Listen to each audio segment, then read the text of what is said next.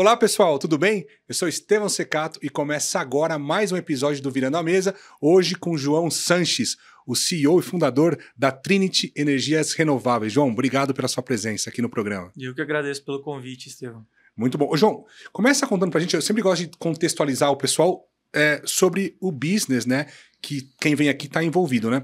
Como é que é esse negócio de energia renovável? O que vocês fazem lá na Trinity e como é que é esse mercado? Bom, a Trinity nós começamos com uma consultoria em energia, né, focada no Mercado Livre, que é onde os consumidores têm a opção de escolher, né, de quem que eles vão comprar energia e não necessariamente de quem da distribuidora local que atende eles. Então, é um processo burocrático para o consumidor ir para o Mercado Livre, né, e ter uma economia ali, né, que a grande vantagem do Mercado Livre é a economia e poder consumir uma energia renovável. Então, a gente fazia todo esse trâmite burocrático, levava o consumidor para o Mercado Livre e acompanhava a vida dele como um gestor de energia. Então, nós virávamos ali como se fosse um braço de energia das empresas. Tá? Nessa época eram contas de no mínimo R$50 mil, que era quem poderia migrar ali para o Mercado Livre. Tá? Então, depois disso, nós conseguimos autorização para comercializar a energia. Então, a gente poderia não só acompanhar a vida do cliente no Mercado Livre, mas também fornecer o produto para ele, né? Fornecer energia. Então, nós íamos lá, comprávamos de grandes geradores ou de outros comercializadores de energia e vendíamos para os consumidores finais, né? Então, o consumidor final sempre tem particularidades ali no tipo de consumo que ele tem, né? Na sazonalidade de consumo dele. Então, a gente chegava em grandes geradores, comprávamos grandes lotes de energia, a gente customiza essa energia para o consumidor final e entrega para ele da forma que ele precisa e de que ele consome, né? Então, nós começamos também a comercializar energia, isso foi ali em 2012. Depois disso, né, de muito tempo, o sonho era sempre se tornar um gerador de energia e produzir a própria energia. Energia fotovoltaica. A gente tinha o objetivo de produzir qualquer tipo de energia renovável, mas a fotovoltaica foi a que mais se adequou a isso no momento que a gente teve capacidade de investir. A empresa começou sem recursos, então ela foi se construindo, né, ao longo do tempo, e só tivemos capacidade de investir em geração de energia, em produzir nossa energia, só em 2021, né, que os investimentos são bem robustos. Então você precisa não só estar capitalizado, mas também ter capacidade de tomar recursos no mercado, né, tomar empréstimos.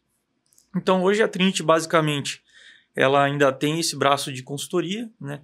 Nós comercializamos energia, continuamos comprando de grandes geradores e vendendo para os consumidores, ou vendendo até para outros geradores, né, que se comprometeram com contratos no futuro, mas não produziram toda aquela energia. Então a gente acaba vendendo para o consumidor, para o gerador e para outros comercializadores, né?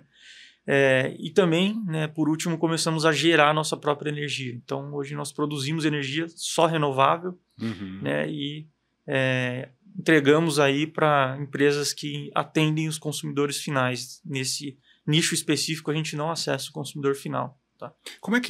João, como é que é esse mercado? Assim, quais são os players do mercado? Você tem o cara que faz a geração, a distribuição, como é que funciona?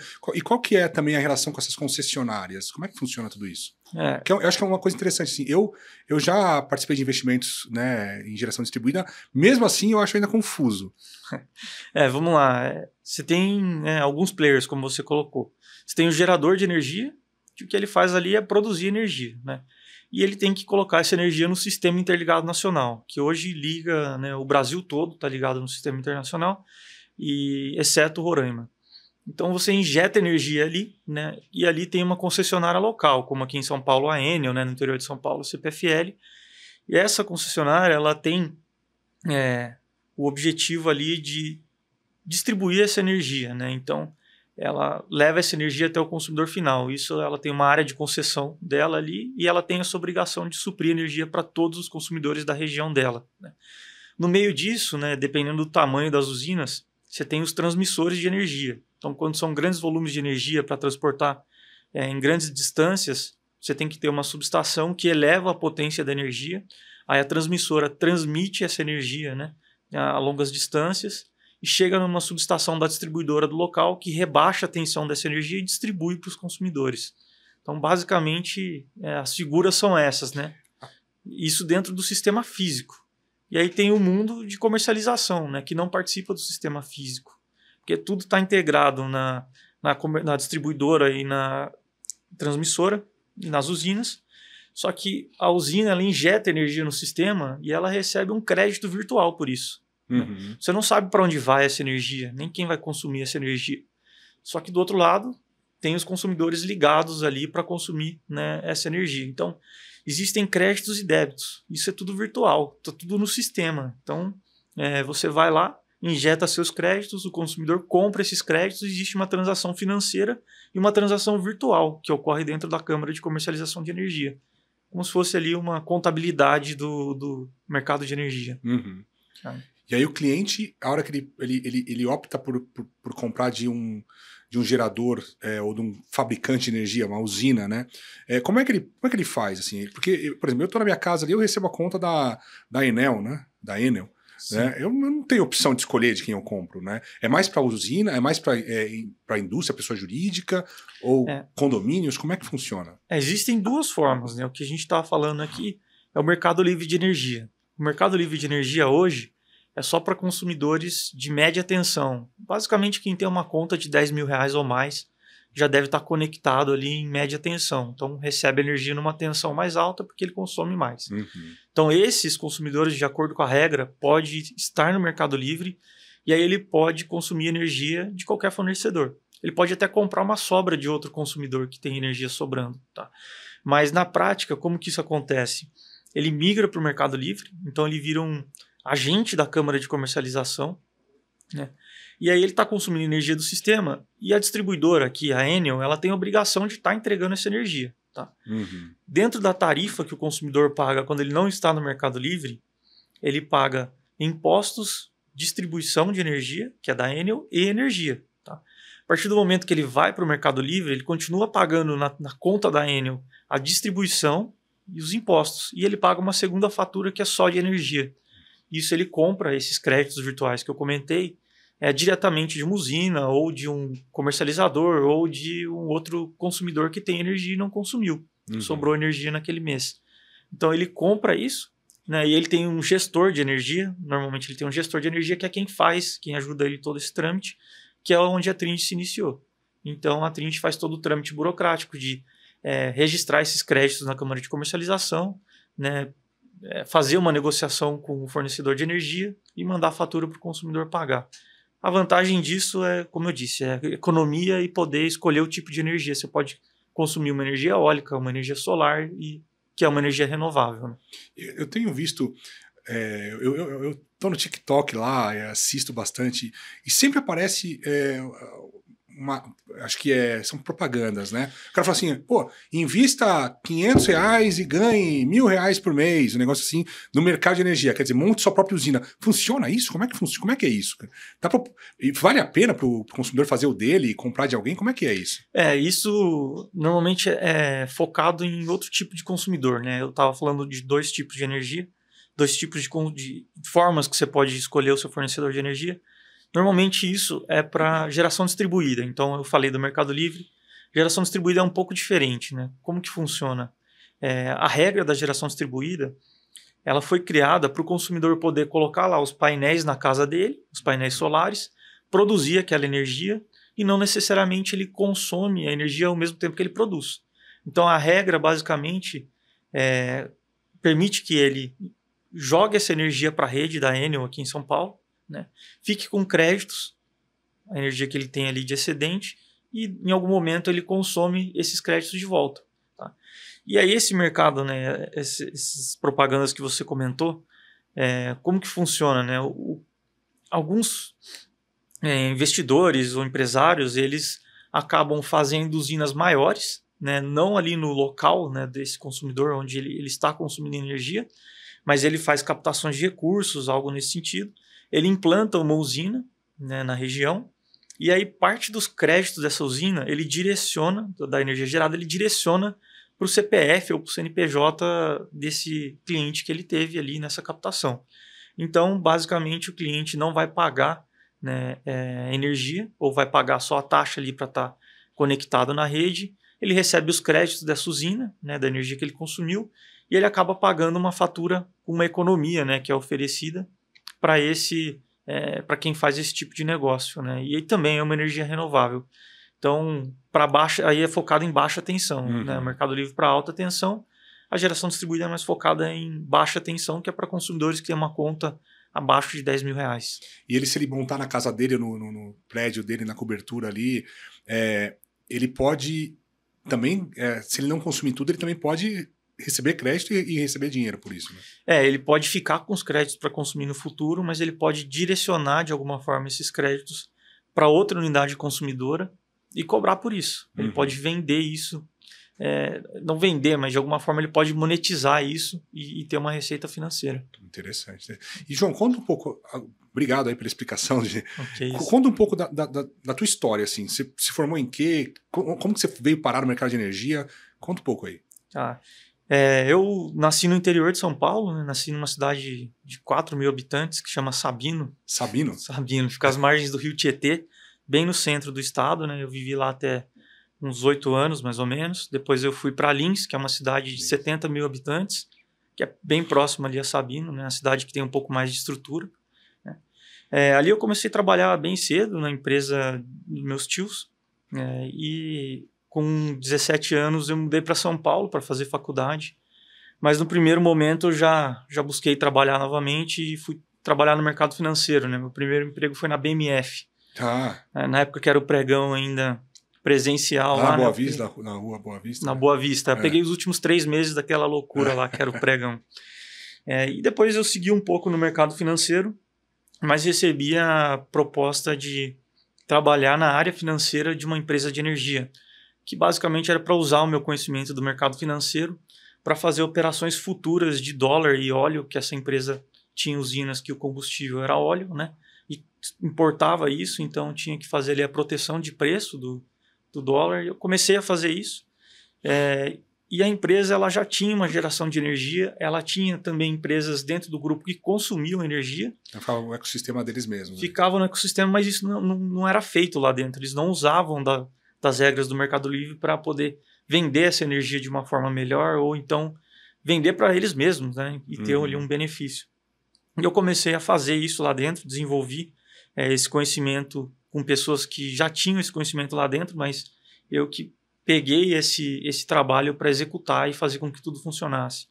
Então eu aprendi um pouco sobre o mercado, e aí eu decidi saí da empresa, né? Eu fiz um acordo com eles, mas eu saí da empresa e continuei fazendo esse trabalho como um consultor. E aí eu fui buscar novos clientes, né, no Mercado Livre. Na época era bem mais difícil, né, esse início. Que ano que era isso daí? Isso era 2009, 2010. Era difícil porque o Mercado Livre ele era bem menos conhecido do que é hoje, né? Hoje você tem aí quase 20.000 agentes de Mercado Livre. Na época se tinha nem 2.000, né? Então era difícil você convencer os consumidores a ir para o Mercado Livre, porque não eram tão conhecidos, eles tinham algumas desconfianças. Eu também era bem jovem ali, né? Tinha 21, 22 anos, então nem tinha tanto conhecimento também para convencer. Aí foi um início bem difícil, né? Então, e situações também que acabam desanimando um pouco no início, né? Eu cheguei aí para o Acre para fazer uma reunião e fiquei lá por 8 horas e quem marcou a reunião comigo cancelou, não quis me atender e tive que voltar para São Paulo. Putz, no começo, quando a gente, né, gasta a sola de sapato, né? E muitas vezes... E quando você é mais novo também, né? Assim, a gente não passa tanta credibilidade, né? Então, eu passei muito por isso, ainda passo por isso. Eu falava, mas você não tem cabelo branco, então eu não vou te contratar, né? Então... na época eu ficava torcendo para minha barba crescer mais rápido, parecer mais velho. Mas foi um início bem difícil, né? Foi difícil conquistar novos clientes. Mas aos poucos fui conseguindo alguns clientes, né? Até 2014 eu segui sozinho na empresa, né? Então eu fazia de tudo, né? Eu tinha que conquistar o cliente, manter ele satisfeito e fazer todo o trabalho que era proposto, né? Então consegui alguns clientes nesse período, mas em 2014 houve um boom do Mercado Livre, né? Lá foi criada uma medida provisória, né? Que é MP 579, que ela deu um desconto na energia de todos os consumidores no Brasil. Mas isso foi uma manobra um pouco irresponsável, porque o reflexo disso nos outros anos foi que as contas, né, as tarifas reajustaram muito para cima. Em alguns casos elas subiram 100%. Então as empresas começaram a ter um olhar melhor para como, né, buscar economia em energia. E aí sim foi quando consegui começar a prosperar de verdade na empresa. Então ali foi consegui um grande volume de clientes, né, num curto espaço de tempo. Isso foi gerando mais fluxo de caixa. Uhum. Como eu disse, a empresa começou sem capital nenhum. E com esse fluxo que foi gerando, eu fui reinvestindo. Aí sim, criando estrutura, contratando pessoas. E efetivamente em 2016 que a gente foi ter uma mesa de operações de energia. Quando você falou que tinham 2.000 agentes, depois passou a ter 20.000 agentes nesse mercado. Esse agente é o quê? O consumidor? É o consumidor ou um próprio comercializador de energia. Uhum. Tá? Mas em grande maioria, mais de 90% aí são consumidores. E quase também 90% pessoa jurídica, empresas. Pessoas jurídicas são pouquíssimas pessoas físicas que estão nesse mercado. Tá? Basicamente, as pessoas físicas são produtores rurais, que têm um pivô, algo nesse sentido. Consumo grande de energia. Isso. Em 2016, nós tivemos efetivamente a mesa de operações de energia. Então, ali foi quando a gente começou a ter um grande faturamento, né? Em 2016, a gente chegou a 100 milhões de faturamento. Então, grande parte desse faturamento é em comercialização de energia. E como o trading, né, o volume é grande, a margem é pequena, mas foi aí que a gente começou a ter um pouco mais de visibilidade no mercado e conseguir reinvestir esses recursos e prosperar. Então, seguir nessa jornada de consultoria, né, que é a parte de gestão de energia, né, e comercialização de energia, até 2021. Em 2021, nós chegamos a ser ali um dos maiores comercializadores do Brasil, onde ainda somos, né? Então, nós fazemos grandes transações. Em 2022, nós fizemos a maior transação que já aconteceu aqui na América Latina. Que legal. Qual que é o volume de... Foi 25% da energia do país. A gente transacionou nesse mês. Mas o que foi? São vários clientes pulverizados ou foi um deal que vocês fizeram grande? Foi uma necessidade de um cliente, né, que, por uma questão regulatória, ele precisava de um grande volume de energia para atender algo que ele não tinha cumprido no passado. Mas esse é um gerador, né? Então ele não fica ativo no mercado de comercialização. Então ele não tinha capacidade financeira e nem capacidade de liquidez de mercado, né? De conseguir pontas para comprar essa energia. Então a gente fez esse trabalho de comprar essa energia, financiar esse cliente e conseguimos fazer essa operação. Que legal, legal. E qual que é o volume transacionado nessa? Foi uma operação de 700 milhões de reais. Assim, legal. O volume transacionado poderia ser maior, muito maior, mas a gente estava num momento em que o preço da energia estava no mínimo que ele poderia chegar, né? Então, assim, se ele tivesse em patamar normal, seria uma transação de mais de 2 bilhões. Assim. Caramba! Mas nós, então, né, encerrando aqui, né, o ciclo de comercialização, que eu já falei um pouco, em consultoria nós também nos tornamos um dos maiores, né? Então, tem um player que é muito robusto, né, que foi o líder de mercado aí nos últimos anos, né, e depois alguns players que estavam ali, uns 3 grandes players que nós éramos um deles. Tá? Então, nós seguimos, né, crescendo bastante nessas duas frentes. E em 2021 nós nos sentimos confortáveis ali para primeiro passo em geração de energia, onde foi uma usina solar. Né? Aonde fica? Fica em Minas Gerais, em Bom Sucesso. É uma usina que atende mais de 30% da energia da cidade. Ali foram 35 milhões de investimento, então foi quando a gente teve confiança para começar nessa jornada. Então nós fizemos a primeira usina, nós acessamos o mercado buscando captação de recursos para isso. Né? Quem que financia? Banco do Brasil, basicamente? Lá em Minas Gerais foi o Banco de Desenvolvimento de Minas Gerais. Tá? Então, BDMG lá. Depois disso, nós começamos a entender que nós somos bem aceitos no mercado, a gente conseguiu executar essa energia, essa usina, tudo dentro dos conformes. E aí a gente entendeu que, né, a gente se sentiu mais confiante, mais confortável para seguir, né, nessa jornada de investimento em geração, que é o que traz mais valor para a empresa. Você tem ativos, você tem geração, você tem receita recorrente, né?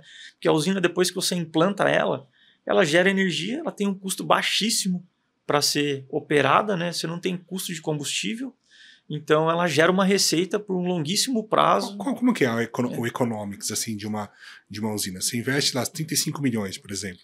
Quanto que é financiado, quanto que é equity, como que é o fluxo depois perpétuo, né? Basicamente, quanto tempo dura uma usina, quais são os riscos, como é que funciona? O risco ele está sempre na implantação, né? Na capacidade de você implantar a usina. Depois dela implantada, nesse investimento de 35 milhões, basicamente sempre o equity é mais ou menos 20%, e o volume financiado ele é normalmente 80, né? Normalmente essa equação é 80-20 ou 70-30. Tá?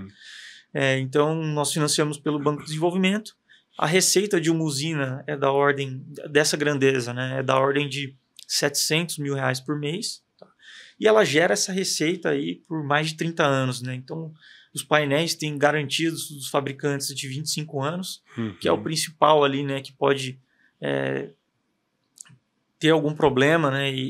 Então, você tem uma garantia bem extensa, mas eles duram mais que isso. Então, você acaba fazendo um investimento, que é um esforço grande no início, para gerar uma receita, aí, quase que uma renda fixa, né?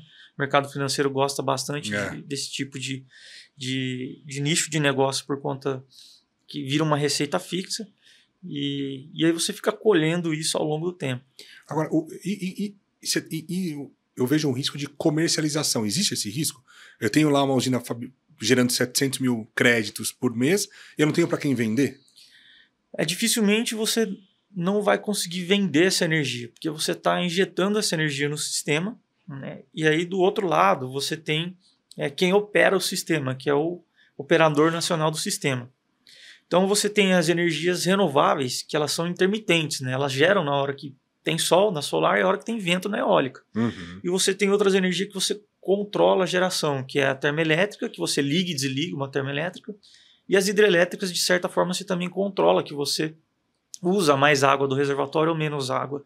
Então, quando você está gerando uma energia renovável, esse operador nacional do sistema, que é quem controla isso, ele diminui as outras fontes de geração para fazer o melhor aproveitamento dos recursos que ele tem ali para gerar energia. Então, basicamente, a demanda ela é sempre combinada ali com a oferta, né? Porque tem esse operador olhando isso.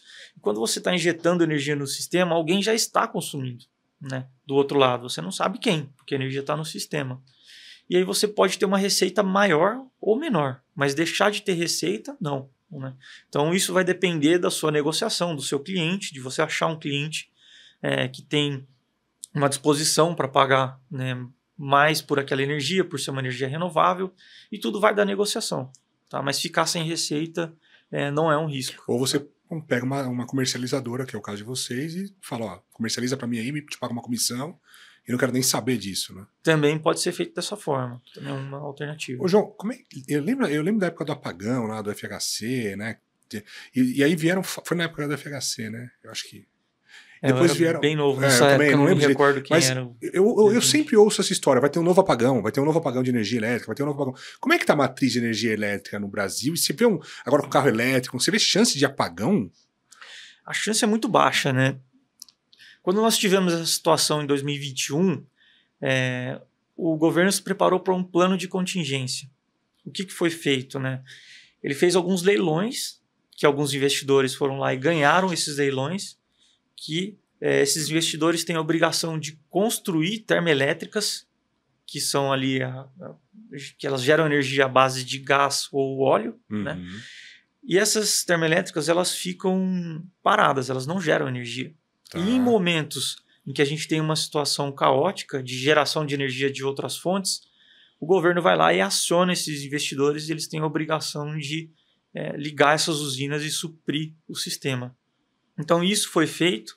Além disso, as fontes renováveis cresceram demais. Em 2001, quando aconteceu o apagão, não existia energia solar nem eólica no Brasil, né? Então você tinha só a termoelétrica e a hidrelétrica, que era a grande matriz aqui do Brasil, era em torno de 80% era hidrelétrica. Com o passar dos anos, né, a viabilidade dessas fontes renováveis foram melhorando para os investidores, né, a eficiência dos equipamentos foram melhorando, e houveram grandes investimentos, aí, principalmente a partir de 2011 começou os investimentos em eólica, e há 5 anos atrás começaram os grandes investimentos em energia solar. Então hoje a matriz hídrica ela corresponde a algo próximo a 50% só da energia do país. Isso dá uma segurança muito grande, sim, porque quando os reservatórios enchem, você não precisa usar muito eles, você consegue reservar energia, porque você tem outras fontes, que são as renováveis, que estão suprindo o sistema. Né? Então, isso trouxe uma segurança muito grande, né? E continua crescendo aqui a matriz renovável. Então, da renovável você tem eólica E fotovoltaica? Eólica, fotovoltaica e termoelétrica com combustíveis que não agridem o meio ambiente, tipo biomassa, por exemplo, né? Com bagaço de cana, eles geram energia, então tem essas fontes. E nessa fotovoltaica é a maior? Hoje é a maior, né? Primeiro era a termoelétrica, quando não existia eólica e fotovoltaica, depois veio a eólica. A eólica corresponde hoje, é uma grande participação aí no sistema. E agora a solar, recentemente, né, em torno de 2 anos atrás, 2 anos atrás, ela superou a capacidade da eólica. E ela ela é bem pulverizada, né, nas várias regiões do Brasil, né? A solar ela é muito pulverizada, porque acaba que os próprios consumidores podem colocar energia solar na sua casa. Isso entra como uma pulverização que você otimiza o sistema e você deixa de usar o sistema de linha de distribuição e transmissão também. Então isso dá um certo alívio, né, para o sistema e ele é bem, como se diz, pulverizado. A eólica ela é bem concentrada, né? Que a eólica tem que ser em lugares que realmente tem vento, né, e um vento com uma velocidade e constância bem diferenciada. E eu acho que a eólica, a impressão que eu tenho é que a eólica é muito mais caro, né? O CAPEX, o investimento é maior, porque tem aquelas pás gigantes lá, né? Não sei como... Então, houve uma inversão, né, entre eólica e solar. Lá, por volta de 2010, 2011, foi quando se viabilizou os primeiros investimentos em energia eólica no Brasil, que não era viável a solar. A solar ela ainda tinha uma tecnologia um pouco menos eficiente do que hoje. O CAPEX era muito maior naquela época, né? Então não era viável. Então houve aí, né, um boom de investimentos em eólica, né, lá nos anos ali a partir de 2011. Isso seguiu aí até 2018, 2020, e aí veio a eólica, veio a solar, né, que com ganho de eficiência, né, com a queda do CAPEX, né, como você mencionou, na solar, ela deixou a energia solar mais interessante. E a solar tem diversas vantagens em relação à eólica, né? Porque, vamos lá, a eólica, normalmente, você tem que ir onde tem vento. Sim. Você tem problemas ambientais, você tem problemas de distribuição dessa energia, porque você não tem linhas ali, você tem que construir as linhas de transmissão ou de distribuição para levar essa energia para onde tem consumo. Né? E você tem uma grande dificuldade de implantação e depois de operar e manter essas usinas. Muitas vezes, para você levar uma pá eólica, né, para você fazer aquela torre robusta em lugares remotos, é extremamente difícil. A solar não. Né? O sol está em todo lugar. Obviamente, você tem lugares que tem mais ou menos. Mas de qualquer forma tem, né? De qualquer forma tem. Você pode escolher lugares que estão próximos da linha de transmissão, próximo a lugares do consumo. A facilidade da implantação é maior, agride muito menos o meio ambiente, a operação e manutenção é muito melhor, né? A geração é mais constante. Então você tem grandes fatores aí que melhoram o investimento na solar hoje. Essa questão do CAPEX é interessante, né? Tem um americano chamado Peter Diamandis, né? Que ele é um PhD e também fundou lá a Singularity University. Eles falam do custo decrescente, né? Do custo decrescente de moradia, custo decrescente de alimentação e também o custo decrescente da tecnologia de energia solar, né? Porque eles falam assim, o custo por painel está caindo exponencialmente. Todo ano cai um pouco esse custo, esse investimento, né?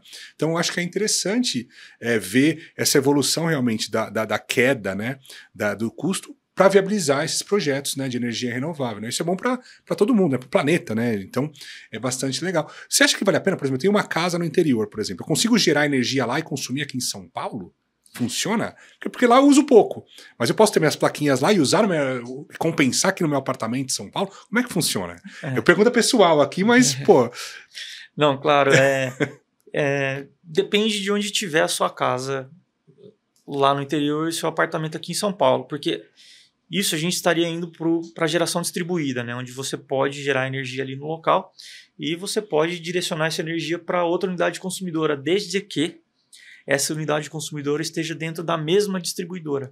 Tem que estar dentro da mesma. Tem que estar dentro da mesma. Então, se você tiver aqui, né, um apartamento que está em São Paulo, na região de concessão da Enel São Paulo, e tiver uma casa no interior que esteja também na Enel, você pode fazer isso. Mas a Enel tem uma região de concessão bem restrita aqui, a cidade de São Paulo, né, a grande São Paulo. Então, se você vai, por exemplo, aqui para Campinas, já é uma CPFL paulista. Então, você não poderia fazer isso. Ubatuba, quem que é? Você sabe? Ubatuba, não me recordo agora. Hoje, mas é interessante isso, né? Porque às vezes vale a pena, né? Não vou consumir lá porque eu uso aos finais de semana, mas eu consumo aqui. Uma outra pergunta. Carro elétrico, cara. Você conhece desse mercado? Tenho acompanhado de perto, né? Não tenho um entendimento profundo, mas acho que tem alguma condição de. Mas você acha que isso vai pressionar um pouco a matriz energética? Como é que você acha que muda o jogo? Eu acho que pode pressionar sim, mas não agora. Eu acho que a evolução, né, dos carros elétricos tem acontecido muito rápidas, mas a viabilidade de você ter uma grande massa aqui de carros elétricos, ela está um pouco distante da realidade de hoje. Uma por conta de estrutura, né, de carregamento mesmo das baterias, e outra por conta de custos, né? Então, assim, para carros de luxo, sim, isso deve se proliferar num curto espaço de tempo. Só que os carros de luxo são uma grande minoria. Né? Para a grande massa, isso traz um custo muito grande, né, para os carros de baixo custo. Então, teria um encarecimento, eu acho que dificilmente conseguiriam pressionar o consumo de energia por conta dessa troca aí de carros a combustível por carro elétrico. Mas você acha que, me falaram também, eu li um pouco sobre o hidrogênio, né? Então falam que o carro elétrico não vai vingar por conta do hidrogênio que vai substituir. Qual é a sua opinião nisso? O que você acha? Tem muitos estudos acontecendo e dizendo que o hidrogênio é o combustível do futuro, né? Pode sim ser, né, no futuro, mas hoje a viabilidade econômica do hidrogênio ela ainda não existe. Né? Então, o que existe hoje de investimentos nisso é pensando lá na frente, acho que daqui 10 ou 15 anos, e são, né, empresas se preparando para isso, se isso realmente for uma realidade. O hidrogênio ele tem uma grande vantagem que é você poder transportar ele, né? Você está transportando energia. E isso concorre com as baterias também. Né? Então, você tem duas tecnologias que estão avançando muito, que resolvem grande parte do problema do mundo em relação à energia. Né? Então, você tem a bateria, que hoje a bateria é uma realidade, ela existe, né? Baterias de grande porte, mas ela também não é viável financeiramente. Ainda é muito caro. Né? Ainda é muito caro. E você tem o hidrogênio, que também é uma solução. Né? Nas feiras de energia aí, mundo afora, se fala muito nesses dois temas. Né? Só se fala nesses dois temas como novidade. Então, acho que eles competem e no futuro, com certeza, um deles deve se sobressair e devem virar realidade. Ô, João, e para finalizar aqui, né? Obrigado aí pela aula. Eu trabalho bastante, aqui o pessoal que assiste também, trabalha com empresa em crise. Empresa que está com dificuldade de caixa, dificuldade de investimento. O empresário que está vendo a gente, está precisando reduzir o custo de energia, qual que é a melhor solução? A melhor solução é ele, né, buscar uma fonte mais barata, obviamente. Né? Ele tem as alternativas, que é o mercado livre de energia, se ele estiver conectado em média tensão, e a geração distribuída se ele estiver em baixa tensão. Né? Isso pode gerar uma economia para ele que vai de 10% a 40% na fatura de energia dele, na conta total 40%. dele. Dependendo do momento de mercado, e se ele estiver no mercado livre ou geração distribuída, né, depende do estado da distribuidora, pode chegar a 40%. Agora, nossos clientes muitas vezes não sabem como fazer isso. Né? O cara está lá tocando a fábrica dele no interior do estado de São Paulo e não ouviu falar e tem medo. Fala, pô, mas com quem que eu falo? Não vou entrar na internet e colocar lá mercado de energia. Ele não sabe nem começar. Eu acho que ele não tem conhecimento nem para começar. Qual que é o primeiro passo? Assim, o que eu devo fazer? Procurar uma comercializadora? Como é que eu entro nesse mercado? O primeiro passo é buscar um pouco de conhecimento, né, sobre o mercado, mesmo, minimamente, para ele poder entender, né, quem ele escolher ali para ser um fornecedor de energia dele. Né? Mas existem diversas empresas que oferecem isso na internet. Né? Hoje é um mercado que está bem proliferado. Então, buscar uma empresa e pesquisar sobre ela para ver se realmente é uma empresa idônea, é uma empresa que tem a capacidade real de fornecer energia para ele. Tá? É só deixar bem claro que não existe o risco dele ficar sem energia. Isso é importante. Não existe o risco, quer dizer, se eu for para A, não posso recorrer a B, como é que funciona? A única forma de você ficar sem energia é se não pagar a fatura. Tá? Mas vamos dar um exemplo aqui que você contrate energia no Mercado Livre ou em geração distribuída, né, que a empresa não honre com o fornecimento de energia. O consumidor ele vai estar com a energia sendo consumida lá no sistema. O que esse fornecedor não vai honrar é com a parte de créditos que é online ali, que é virtual, como eu mencionei. Né? Então, se ele não honrar com aquilo, o consumidor ele não vai receber aquela energia e vai ter consumido. Basicamente, no mês seguinte, ele vai ter que comprar o dobro da energia. Existe a regra de mercado ali, né? Não vou entrar no detalhe, mas assim, te garanto que ele não fica sem energia, só se ele realmente não pagar. O que ele pode ter é o trabalho de buscar outro fornecedor, pode pagar um preço maior, né, para o fornecedor não ter honrado, ou até menor, depende do momento de mercado, mas ficar sem energia ele não fica. João, na sua história, você teve algum momento que você falou, putz, cara, vou desistir? Porque você começou ali sozinho, 2000 faz o quê? 15 anos já, né? Em algum momento você falou, pô, deu ruim, ou, cara, quais foram os momentos marcantes, assim, na tua história da Trinity? No início, eu nunca tinha colocado a Trinity como um grande negócio. Foi algo que aconteceu por uma oportunidade de eu sair da empresa que eu trabalhava e continuar tendo uma receita ali por ter uma consultoria, né? Fui tentar buscar novos clientes e aí eu tinha essa grande dificuldade de não passar tanta confiança para os possíveis clientes, de não ter nem tanto conhecimento naquele momento, né? E ser um mercado também que não trazia conforto para os clientes, eles tinham certo receio. Então, nesses momentos, até ali 2013, 2014, eu sempre busquei negócios paralelos, porque eu via que seria uma dificuldade muito grande, né? E também alguns marcos em relação a reuniões, né? Eu ter ido lá para o Acre e a pessoa não ter me atendido, né? Então, às vezes, em alguns momentos, são baldes de água fria, né? Você fala, pô, tava dependendo disso e não fechou, né? Você faz um investimento na época, né? Para ir para o Acre, demora um dia e meio para ir, um dia e meio para voltar. Né? Era um recurso ali que era significativo para mim no momento e você nem ser atendido, né? Você fala, poxa, acho que eu vou buscar fazer outra coisa, mas quando veio ali o boom do Mercado Livre em 2014, que eu mencionei, aí sim que eu senti confiança e comecei a realmente focar 100% na Trinity e a empresa começou a prosperar. Antes disso, eu pensava quase todos os dias em não seguir em frente. Eu deixava aquilo como uma fonte de receita que era paralela e eu buscava outras coisas naquele momento. Hoje vocês são de que tamanho? Quantas pessoas? Hoje nós somos em torno de 100 pessoas, né, de pessoas, empregos diretos, diríamos assim. Em relação às usinas que nós estamos construindo, são mais 400 pessoas. Que legal. Faturamento da ordem de 2 bilhões. Né, e hoje a gente atende aí mais de 50 mil consumidores com energia renovável. Pô, fantástico, hein? Fantástico, parabéns. Obrigado. É isso aí, João. Pô, alguma recomendação para quem está passando por um momento de começar uma empresa, essas inseguranças? Não tenho, como eu falei, não tenho cabelo branco, preciso bater nas portas, as pessoas não me atendem porque eu não passo credibilidade. Muitas vezes eu passo por isso também. Então eu tô com 43 anos, eu preciso tingir meu cabelo de grisalho, porque assim, os caras falam, você é muito novo. Caramba, tô com 43 anos, tô há 20 anos trabalhando. Os caras ainda acham que não, porque você tem que ter 55, 60, 70 anos, né? O que você recomenda? Porque tem bastante gente que tá começando agora. Eu acho que as pessoas estão empreendendo cada vez mais cedo. Isso é bom, né? Mas elas ainda têm algumas inseguranças, né?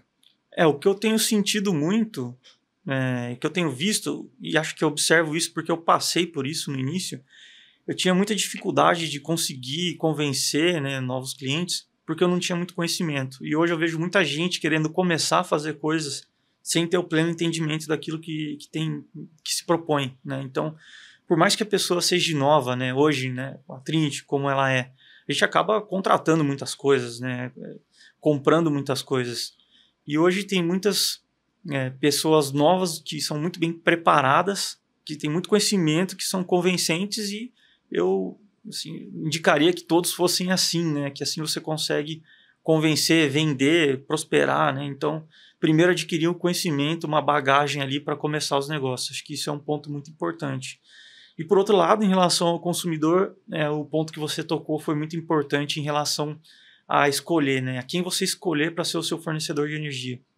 Então, como eu disse, você não tem o risco de ficar sem energia, mas você tem o risco de alguém não honrar com o seu contrato. Então, você tem que buscar alguém que seja realmente robusto, que tenha a capacidade de te atender, né? Que tenha uma robustez financeira, que tenha geração de energia, né? E sim, assim você tem mais conforto e segurança para não passar por uma situação ruim. Perfeito. Tá bom, João. Obrigado, viu, pela sua presença aqui. Que isso, eu que agradeço pelo convite e fico à disposição. Tá ótimo. Pessoal, chegamos ao final de mais um episódio. Muito obrigado e até a próxima.